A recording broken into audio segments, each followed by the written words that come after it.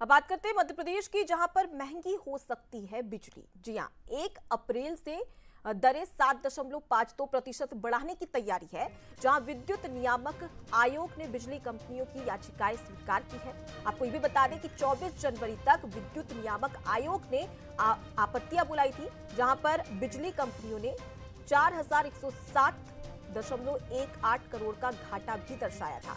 यानी कि मध्य प्रदेश में एक बार फिर से बिजली महंगी हो सकती है और अब कहीं ना कहीं परेशानी बढ़ती हुई नजर आ सकती है। तो कंपनियों ने यहां पर बिजली को लेकर जो घाटा दर्शाया था, उसके बाद ये कहा जा रहा है कि मध्य प्रदेश में अब बिजली महंगी होती हुई नजर आ सकती है। चलिए इसी खबर पर ज्यादा जानकारी ले लेते हैं। हमारे साथ में हमारे सहयोगी रंजना दुबे जुड़ चुकी है। रंजना, अब ये कहा जा सकता है कि कहीं ना कहीं आने वाले समय में अगर बिजली महंगी होती है तो परेशानी भी बढ़ेगी।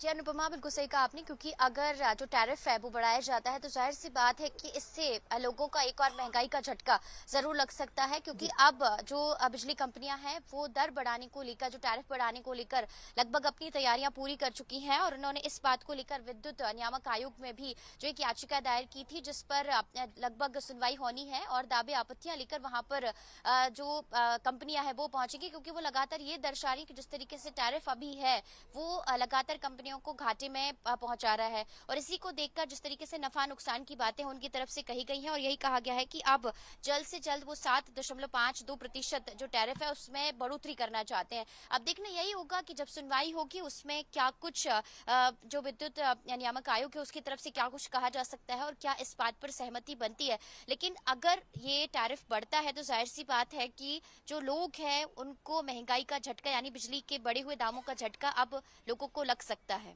बिल्कुल, फिलहाल के लिए बहुत शुक्रिया आपका तमाम जानकारी हम तक पहुंचाने के लिए। तो देखिए, तमाम जो बिजली कंपनी है उनकी ओर से ये दर्शाया गया था कि उन्हें यहाँ पर घाटा हो रहा है, जिसके तहत ये कहा जा रहा है कि बिजली की बढ़ोतरी हो सकती है, यानी कि बिजली की दर है उसमें बढ़ोतरी की जा सकती है।